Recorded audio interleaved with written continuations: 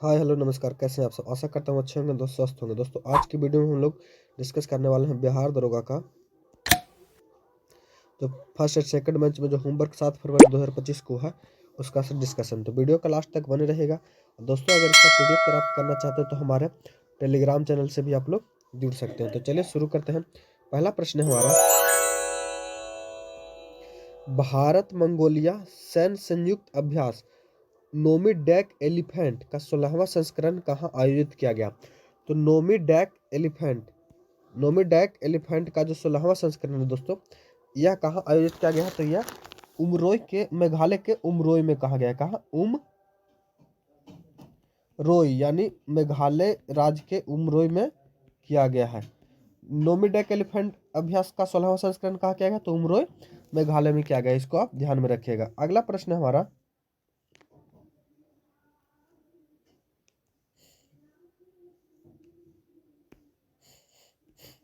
दुनिया का सबसे बड़ा अंतर्राष्ट्रीय समुद्री सैन्य अभ्यास रिम ऑफ द पैसिफिक यानी रिमपैक का आयोजित कहाँ किया गया। तो रिमपैक जो है दोस्तों, ये हवाई द्वीप अमेरिका में हुआ है। कहाँ?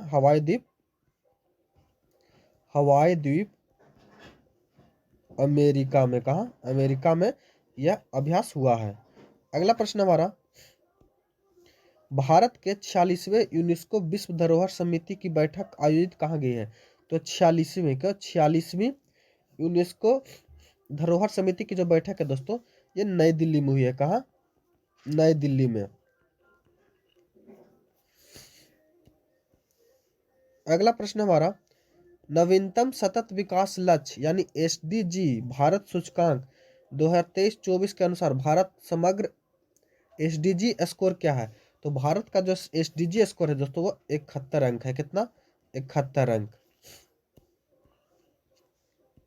अगला प्रश्न हमारा, दुनिया का सबसे ऊंचा भीमराव अंबेडकर की प्रतिमा का अनावरण कहाँ किया गया है। तो बी आर अंबेडकर का जो सबसे ऊंची दुनिया का प्रतिमा का अनावरण किया गया हुआ हैदराबाद में किया गया है। कहाँ? हैदराबाद में। तो इसको भी आप ध्यान में रखिएगा। कथन है दोस्त, पहला प्रश्न है हमारा। अगला प्रश्न है, हाल ही में नीदरलैंड के पूर्व प्रधानमंत्री मार्क रूटे को नाटो का अगला महासचिव नियुक्त किया गया है। तो यह कथन जो दोस्तों, यह जो हमारा है जो वह गलत है। क्या गलत है? नीदरलैंड के नहीं है, ये कहीं और कहे। कहा? अगला है दूसरा, नाटो की स्थापना 4 अप्रैल 1949 को किया गया था। इसका मुख्यालय जेनेवा में है। तो यह जो दोस्तों हमारा वह सही है, यानी कथन 2 सही है और 1 असत्य है।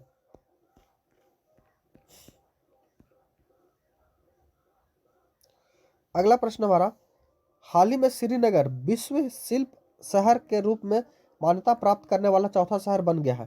तो विश्व शिल्प शहर के रूप में श्रीनगर जो दोस्तों, यह चौथा शहर बन गया है। तो यह जो है सही है। और इससे पहले जो 4 विश्व के कौन शिल्प शहर है, तो पहला है हमारा जयपुर, उसके बाद दोस्तों मामल्लपुरम। क्या? मामल्लपुरम और मैसूर, और उसके बाद जो बना है दोस्तों ये श्रीनगर। तो पहला कथन जो है हमारा वह सही है। अगला है, जयपुर, वाराणसी और मैसूर में पहले ही विश्व शिल्प का शहरों के रूप में मान्यता मिल चुके हैं। तो यह दोस्तों ये गलत है। इसमें वाराणसी नहीं है, वाराणसी के जगह पर क्या है? मामल्लपुरम है। तो कथन 1 सत्य है, जबकि 2 जो हमारा गलत है। अगला प्रश्न है, संविधान की उद्देशिका को कब और संविधान के किस बैठक में लाया गया था।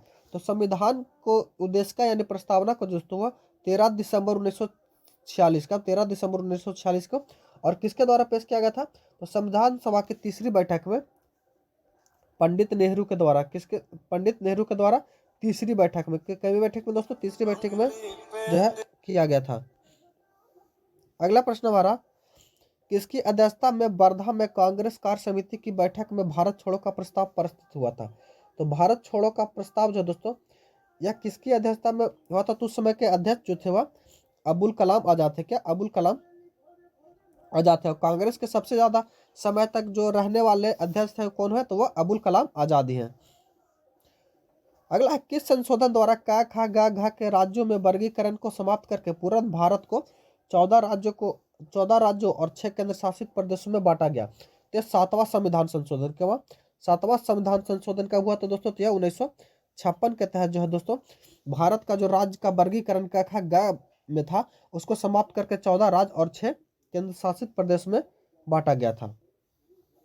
अगला प्रश्न है हमारा, निवारक निरोधक कानून का विरोध एवं गिरफ्तारी से संरक्षण का संबंध किस अनुच्छेद से है? तो इसका संबंध जो दोस्तों अनुच्छेद 22 से। किससे? अनुच्छेद 22 से। अगला प्रश्न है, भारत में जूट उत्पादन में दूसरा स्थान किस राज्य का है? तो भारत में जूट के उत्पादन में दोस्तों बिहार का स्थान है। किसका? बिहार का। पहला स्थान पूछेगा तो पहला स्थान कौन है दोस्तों? तो पश्चिम बंगाल। क्या? पहला स्थान पर पश्चिम बंगाल और दूसरे पर हमारा बिहार है। निम्नलिखित में से प्रोटोजोआ जनित रोग कौन सा है? तो प्रोटोजोआ जनित रोग को दोस्तों इसमें छांटना है। तो इसमें देखेंगे दोस्तों, तो इसमें जो हमारा सोने की बीमारी जो है यह प्रोटोजोआ जनित हो जाएगा। पेचिस भी हमारा प्रोटोजोआ जनित है। मलेरिया जो दोस्तों यह प्रोटोजोआ है, जबकि टाइफाइड और हैजा जो दोस्तों यह प्रोटोजोआ जनित नहीं है। चुंबकीय विद्युत चुंबकीय तरंगों के सर्वाधिक तरंगदैर्घ्य किस की होती है? तो विद्युत चुंबकीय तरंगों में सर्वाधिक तरंगदैर्घ्य जो होती है वो किसकी होती है? तो वह रेडियो तरंग की होती है। किसकी? रेडियो तरंग की जो तरंगदैर्घ्य दोस्तों सबसे अधिक हो जाती है। अगला प्रश्न है, जनगणना का महाविभाजक वर्ष को किस रूप को कहा जाता है? जनगणना का महाविभाजक वर्ष जो दोस्तों एक वर्ष 1921 को कहा जाता है। क्या? 1921 को जनगणना का महाविभाजक वर्ष के रूप में जाना जाता है। फ्रांसीसी क्रांति के समय फ्रांस का राजा कौन था तथा उसका संबंध किस वंश से था? तो फ्रांसीसी क्रांति का समय जो दोस्तों फ्रांस का राजा था वह लुई 16वां था। क्या? लुई 16वां था और उसका संबंध जो दोस्तों बुर्बो वंश से था। क्या? बोरबन राजवंश से था। लुई 16वां क्या? लुई 16वां था और इसका संबंध बोर्बो राजवंश से था। सूखे फल में किस प्रकार की शर्करा पाए जाते हैं? तो सूखे फलों में दोस्तों माल्टोज पाया जाता है। क्या? माल्टोज। अगला प्रश्न हमारा, राज्य के विधान मंडलों के गठन का प्रावधान संविधान के किस अनुच्छेद में है? तो राज्य के विधान मंडलों का गठन जो दोस्तों अनुच्छेद 168 में। किसमें? अनुच्छेद 168 में है।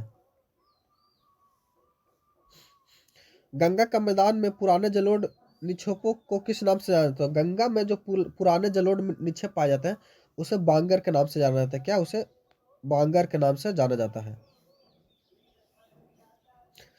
प्रयाग परिस्थिति स्तंभ लेख को कहाँ और किसके द्वारा लगाया था? तो प्राग परिस्थिति स्तंभ लेख को दोस्तों यह समुद्रगुप्त के द्वारा लाया था और इसे लगवाया था किसने? तो हरिसेन द्वारा लिखा गया था। यह जो है जो लिखा था हरिसेन द्वारा, लगवाया गया था किसके द्वारा? तो समुद्रगुप्त के द्वारा। इमरजेंसी यानी आपातकालीन हार्मोन किस अंतःस्रावी ग्रंथि से स्रावित होता है? तो यह जो दोस्तों एड्रिनल ग्रंथि से होता है। क्या? एड्रिनल ग्रंथि से स्रावित होता है। अगला है, भारत में जैव विविधता के कितने हॉटस्पॉट हैं? भारत में सर्वाधिक जैव विविधता कहाँ पाई जाती है? तो भारत में जैव विविधता के 4 हॉटस्पॉट है। 4 हॉटस्पॉट है और यह सर्वाधिक जैव विविधता दोस्तों यह पश्चिमी घाट में पाई जाती है। कहाँ? पश्चिमी घाट में।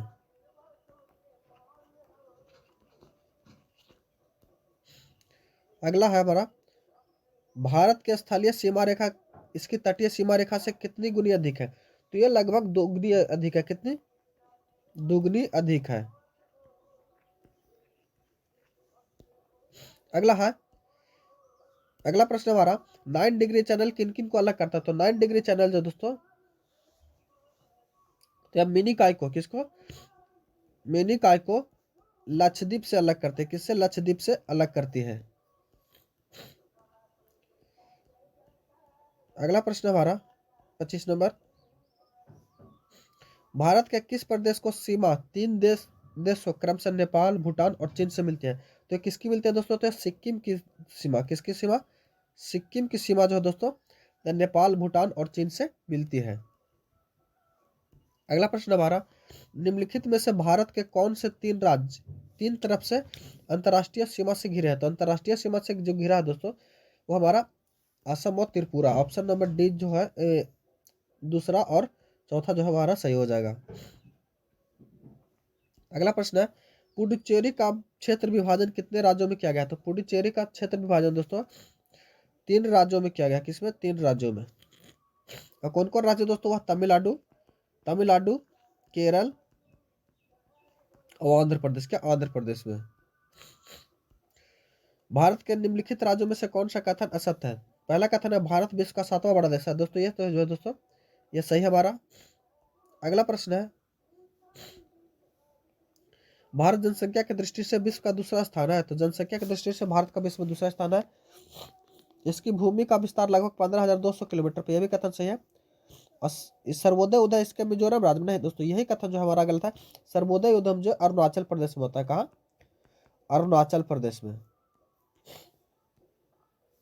अगला प्रश्न हमारा, देशांतर में कौन सा भारत की प्रामाणिक मध्यमान रेखा कहलाती है? तो भारत की प्रामाणिक मध्यमान रेखा जो कहलाती है दोस्तों 82.5 डिग्री पूर्वी देशांतर। क्या? पूर्वी देशांतर को प्रामाणिक मध्यमान रेखा कहा जाता है। अगला प्रश्न हमारा, भारत का वह कौन सा कथन है जहां बंगाल की खाड़ी अरब सागर और हिंद महासागर से मिलते हैं? तो भारत का वह कौन सी? तो कन्याकुमारी। क्या? कन्याकुमारी। आंसर हमारा जो है वो कन्याकुमारी हो जाएगा। और दोस्तों आशा करता हूँ वीडियो आपको अच्छा लगा होगा।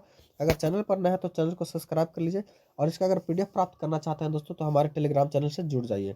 मिलते हैं अगले वीडियो में, तब तक के लिए धन्यवाद।